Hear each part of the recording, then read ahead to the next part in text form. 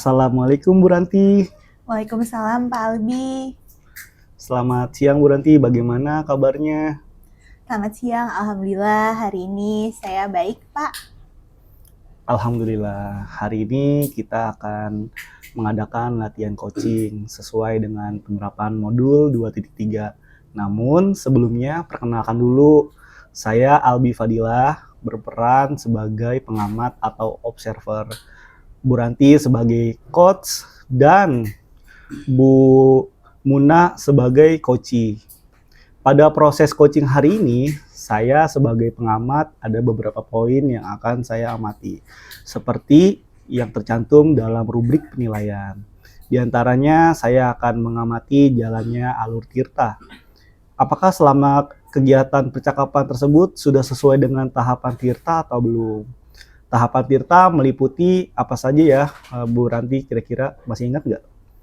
Baik Pak, tahapan tirta itu meliputi tujuan umum, identifikasi, rencana aksi, dan juga tanggung jawab. Betul Bu Ranti, mudah-mudahan semua tahapan tirta ini akan tampak dalam proses coaching nanti ya. Kemudian saya juga akan mengamati kompetensi coach yang dimiliki oleh Bu Ranti, serta indikator ketercapaian dari tujuan pengembangan yang diinginkan. Baik Pak Albi, mudah-mudahan saya bisa melaksanakan proses coaching dengan baik dan juga memenuhi semua kriteria dalam rubrik penilaian tersebut. Terima kasih Bu Ranti. Sebelumnya kita melanjutkan ke proses coaching. Ada beberapa pertanyaan yang ingin saya tanyakan. Yang pertama, kompetensi coaching apa yang ingin dikembangkan Bu Ranti? Kompetensi coaching yang ingin saya kembangkan ada 3, yaitu kehadiran penuh, mendengarkan aktif, dan juga mengajukan pertanyaan yang berbobot Pak. Jadi ada 3 kompetensi coach yang akan dikembangkan ya Bu, yaitu kehadiran penuh, mendengarkan aktif, dan mengajukan pertanyaan berbobot. Kemudian dari ketiga kompetensi tersebut, kira-kira kompetensi mana yang secara spesifik ingin diobservasi Bu? Baik, dari ketiga kompetensi yang ingin saya kembangkan adalah mengajukan pertanyaan yang berbobot Pak. Jadi kompetensi mengajukan pertanyaan yang berbobot ya Bu. Menurut Bu Ranti, kira-kira apa indikator ketercapaian kompetensi pada mengajukan pertanyaan yang berbobot yang Bu Ranti inginkan? Harapan saya sih Pak, dengan mengembangkan kompetensi mengajukan pertanyaan yang berbobot itu bisa mengarahkan coachee untuk mendapatkan solusi dari permasalahan yang dihadapi dan juga bisa memunculkan ide-ide baru dari coachee sehingga permasalahannya bisa terselesaikan. Jadi agar bisa memunculkan ide-ide baru dari coachee ya Bu. Baik, selanjutnya saya serahkan kepada Bu Ranti dan Bu Muna untuk melaksanakan proses coaching. Terima kasih Pak Albi atas kesempatan yang diberikan. Ya, terima kasih Bu Ranti. Selamat siang Bu Muna, bagaimana kabarnya hari ini? Selamat siang Bu Ranti, Alhamdulillah baik, sehat. Hari ini kita akan melakukan kegiatan coaching ya Bu. Kira-kira ada cerita apa ya dari Bu Muna? Saya lihat kok akhir-akhir ini kurang bersemangat. Nah, betul Bu Ranti, saya memang agak kurang bersemangat hari ini. Ya, jadi saya merasakan sebuah keresahan di dalam kelas saya. Nah, siswa di kelas saya ini cenderung tidak bisa diam. Nah, dan bikin kegaduhan terutama anak-anak yang pintar.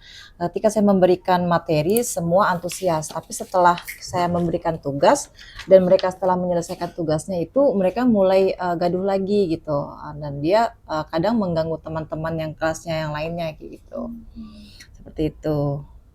Berarti dalam pembelajaran di kelas Bu Muna, ketika penugasan, anak-anak yang pintar ini cepat selesai ya Bu. Betul. Dan bikin pula seperti gaduh, lalu mengganggu temannya yang lain yang belum selesai. Iya. Nah, dari percakapan kita ini, apa yang akan menjadi harapan dari Bu Muna? Baik, yang saya harapkan dari coaching hari ini, saya menemukan sebuah solusi agar siswa saya kembali tenang dan kondusif.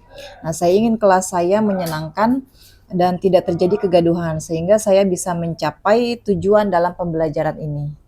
Jadi begitu ya Bu? Iya. Menurut Bu Muna, kira-kira apa nih yang membuat siswa tersebut membuat gaduh dan mengganggu temannya sehingga kelas menjadi gaduh dan berisik saat penugasan? Iya, mungkin metode pembelajaran yang saya terapkan ini kurang tepat barangkali ya, tidak cocok. Karena saya sebagian besar memakai metode ceramah untuk dalam mengajar ini dan presentasi sesekali. Biasanya yang saya suruh itu anak-anak yang pintar saja untuk yang presentasi, dan yang lainnya itu tidak saya tugaskan.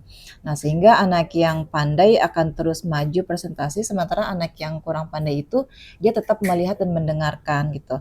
Dan ketika sudah selesai mengerjakan tugas, anak tersebut itu bosan dan mengganggu teman-teman yang lainnya lagi. Padahal sudah saya suruh diam, tapi tidak juga ingin diam gitu. Nah, mereka juga kadang-kadang sering izin keluar. Tuh, kadang-kadang mungkin ke kamar mandi atau dengan alasan yang lainnya. Nah, kalau tidak begitu, kadang malah saya suruh tidur saja itu ya, daripada mengganggu teman yang lainnya, kayak gitu. Betul Bu, ternyata anak-anak yang pandai itu memang cepat selesai ya mengerjakan tugasnya. Mereka cenderung anak-anak yang aktif berarti dan tidak bisa diam. Betul. Sehingga ketika tidak ada tugas yang dikerjakan, dia akan mencari kegiatan lain seperti berulah, mengganggu teman, mengajak teman bermain, atau bahkan sering keluar kelas dengan alasan tertentu. Nah, kalau seperti itu, kira-kira apa nih yang bisa membuat siswa Bu Muna kembali fokus dan kondusif dalam pembelajaran, Bu? Oke. Iya Bu, menurut saya mungkin saya harus merubah metode pembelajarannya ya gitu. Saya dengan kegiatan kelompok dan tim ahli. Begitu, jadi sehingga pada saat bekerja kelompok, semua siswa ini aktif dan anak yang pintar bisa berbagi kepada teman-teman yang lainnya. Nah, pada kegiatan ini anak yang sudah selesai duluan akan membantu temannya agar bisa menyelesaikan tugasnya. Kemudian misal dalam memberikan tugas sudah selesai, sedangkan anak tersebut masih tidak bisa diam. Mungkin saya bisa memberikan pengayaan, kemudian juga sebagai pendamping materi untuk anak-anak itu. Iya Bu, kalau itu saya juga sangat setuju. Karena dengan menggunakan model tutor sebaya bisa meminimalisir kegaduhan yang dibuat oleh anak tersebut. Sehingga kelas Bu Muna bisa lebih kondusif, begitu ya Bu ya? Iya. Nah, tadi kan Bu Muna juga mengatakan bahwa menurut pandangan Bu Muna, anak-anak yang pintar tadi itu tidak bisa diam. Kira-kira apa nih yang membuat Bu Muna berpikir bahwa anak-anak pintar tersebut tidak bisa diam dan aktif terus? Oke. Ya, jadi karena saya sudah membuat satu asesmen ya di awal gitu kan, membuat asesmen bahwa anak-anak tersebut di kelas saya ini banyak anak yang kinestetik ternyata. Gitu, kinestetik atau anak-anak yang memiliki kemampuan gerak atau memunculkan ide-ide gitu, atau tidak bisa diam kurang lebih. Ketika tidak ada pekerjaan, maka anak ini akan membuat satu aktivitas atau kegiatan. Nah, bisa jadi ini kegiatan seperti ini mengganggu teman-teman yang lainnya, seperti itu. Betul Bu, memang anak kinestetik itu cenderung tidak bisa diam. Dia akan terus mencari kegiatan lain ketika pekerjaannya sudah selesai. Bisa jadi kegiatan yang dipilih ini bernuansa positif ataupun negatif termasuk mengganggu temannya tadi. Iya, betul Bu. Malah teman-temannya juga ikut membuat kegaduhan dan lupa gitu akan tugasnya yang belum selesai. Jadi yang lainnya pun jadi ikut terpengaruh gitu Bu. Nah, menurut Bu Muna nih, kira-kira pembelajaran yang dilakukan Ibu itu seperti apa sih sehingga anak-anak ini tidak sama? Ada yang cepat, ada yang selesai duluan, bahkan ada yang sangat lama sekali dalam menyelesaikan tugas. Oke. Jadi gini Bu, selama ini pembelajaran yang saya lakukan itu sebenarnya biasa saja. Nah, saya menjelaskan materi, kemudian juga saya mengajarkan diskusi, memperlakukan diskusi. Saya juga memberikan kesempatan anak untuk maju presentasi. Mungkin karena yang sering maju itu adalah anak-anak yang pintar ya, jadi yang terlatih itu hanya anak yang pintar saja, yang pandai saja. Nah, sehingga anak yang pandai semakin pandai dan yang kurang pun ini agak tertinggal jadinya gitu. Nah, di samping itu saya memberikan soal yang sama dan saya standarkan dengan KKO-nya gitu, dan masih level tengah sehingga anak pintar cepat selesai dan anak yang kurang pintar ini justru dia agak sangat lama. Gitu. Oh, begitu ya Bu ya. Memang betul Bu, kegiatan Bu Muna ini seperti diskusi dan presentasi sebenarnya sudah baik. Namun masih kurang efektif karena yang tampil ke depan ternyata masih anak yang pandai saja. Kemudian ketika membuat tugas juga KKO yang Ibu tampilkan di level tengah dan kurang diferensiasi dalam levelnya. gitu ya. Baik, sebenarnya saya juga sudah menggunakan sumber belajar berupa buku ya, buku paket dari pemerintah. Nah, link-link pembelajaran di YouTube. Selain itu juga saya menggunakan LKS yang berisi materi dan juga soal-soal latihan yang bisa memberikan atau membantu anak-anak untuk mengerjakan soal-soal tersebut. Tapi anak-anak tingkat pemahamannya kan masih jauh berbeda gitu. Betul, saya setuju Bu. Itu bagus sekali ya Bu Muna.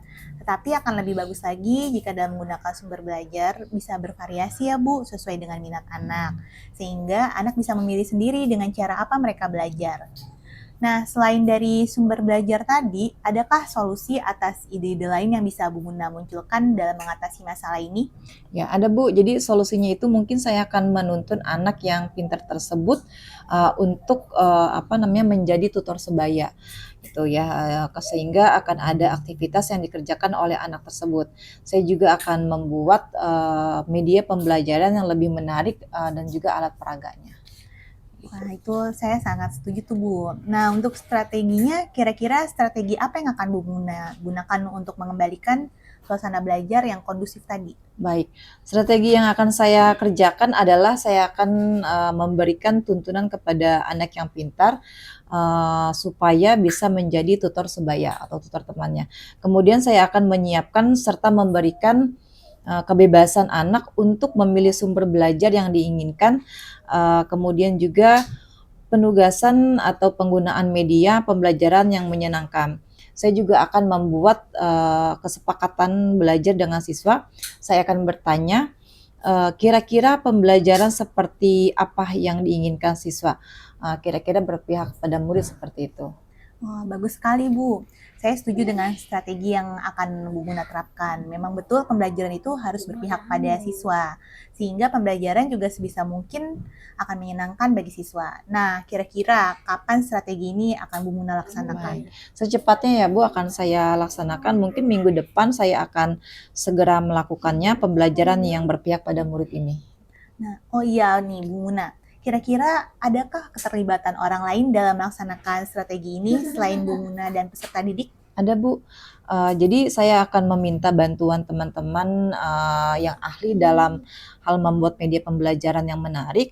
Saya juga akan berkolaborasi ya Bu dengan rekan-rekan saya terkait dengan teknik-teknik penguasaan kelas sehingga murid-murid ya saya ini bisa aktif ya karena memang semuanya ini beragam Bu untuk kemampuannya. Baik Bu, dengan adanya kolaborasi dan bertukar pikiran juga bisa menambah kekuatan bagi Bu Muna. Nah, kira-kira menurut Bu Muna untuk target pencapaian keberhasilannya ini seperti apa nih? Oke. Jadi pencapaian keberhasilannya itu saya katakan kurang lebih 80%. Ya, 80 sampai 90%. Nah, siswa bisa kondusif dan berhasil menyelesaikan tugas, maka bisa dikatakan pembelajaran saya berhasil dengan strategi ini. Nah, bagus Bu Muna, mudah-mudahan berhasil ya Bu. Iya. Nah, sekarang apa yang menjadi komitmen Bu Muna terhadap rencana tersebut? Baik, saya akan berkomitmen akan belajar metode-metode pembelajaran yang efektif menggunakan sumber belajar dan media pembelajaran sesuai dengan minat siswa. Dan juga akan membuat kesepakatan kelas mengenai pembelajaran yang menyenangkan bagi siswa. Nah, baik Bu, saya setuju. Nah, kira-kira dukungan seperti apa nih yang Bu Muna butuhkan untuk melaksanakan komitmen tersebut?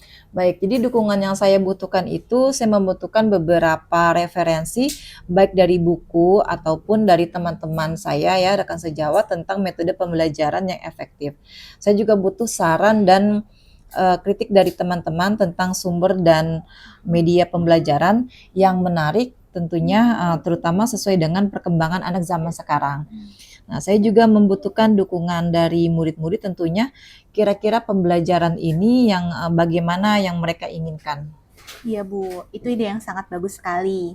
Terima kasih Bu Muna, secara tidak disadari Bu Muna sudah mendapatkan solusi untuk permasalahannya. Saya hanya mendoakan mudah-mudahan rencana aksi Bu Muna bisa berhasil dengan baik dan tercapai sesuai harapan ya Bu.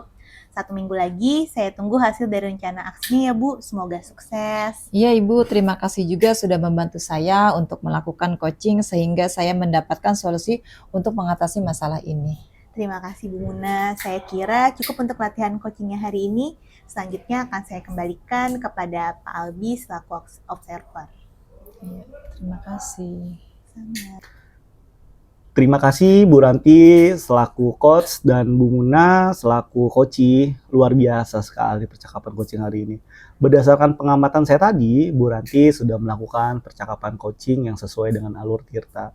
Mulai dari tujuan sudah terlihat dengan menanyakan harapan dari percakapan ini. Kemudian identifikasinya juga sangat jelas dengan menanyakan pertanyaan-pertanyaan berbobot seperti yang diinginkan Bu Ranti tadi. Rencana aksi dan ide-ide baru juga sudah muncul dari pertanyaan Bu Ranti yang akan metode pembelajaran dan sumber serta media yang menarik serta membuat kesepakatan kelas untuk pembelajaran yang menyenangkan siswa. Tanggung jawab juga sudah terlihat dengan mengungkapkan target dari rencana aksi tersebut. Kemudian ada beberapa pertanyaan yang akan saya tanyakan kepada Bu Ranti. Bagaimana perasaan Bu Ranti setelah melakukan percakapan coaching ini? Perasaan saya senang sekali Pak, karena disadari atau tidak, tadi Bu Munajat juga sudah menceritakan permasalahannya, dan Bu Muna sendiri juga yang mendapatkan solusinya Pak. Oke, kemudian pada saat melakukan coaching tadi, untuk indikator ketercapaian pengembangan yang diinginkan bagaimana Bu Ranti? Apakah sudah terlaksana? Iya Pak, sudah terlaksana. Tadi indikator yang saya inginkan adalah rencana aksi. Nah, pada saat percakapan coaching tadi, Bu Muna juga sudah memunculkan rencana aksinya untuk memperbaiki pembelajaran di kelasnya. Di antaranya menggunakan metode pembelajaran tutor sebaya, membuat kesepakatan kelas, menentukan sumber dan media-media pembelajaran yang menarik, serta merubah mode pembelajaran menjadi pembelajaran yang menyenangkan siswa. Baik, Bu Ranti. Tadi di awal pembelajaran, Bu Ranti ini secara spesifik mengembangkan kompetensi mengajukan pertanyaan berbobot. Dan itu sudah bisa Bu Ranti lakukan dalam percakapan coaching hari ini. Kemudian, kompetensi apa yang ingin Bu Ranti kembangkan berdasarkan hasil coaching yang barusan Ibu Ranti lakukan? Baik Pak, untuk ke depan saya ingin mengembangkan kompetensi mendengarkan aktif, agar dalam melakukan coaching saya bisa mendengarkan permasalahan yang disampaikan oleh coach dengan lebih baik lagi. Terima kasih Bu Ranti, mudah-mudahan apa yang ingin Bu Ranti kembangkan bisa terlaksana dengan baik. Bu Ranti dan Bu Siti Munajat, observasi kali ini saya akhiri. Selamat siang dan selamat beristirahat. Assalamualaikum warahmatullahi wabarakatuh. Waalaikumsalam warahmatullahi wabarakatuh.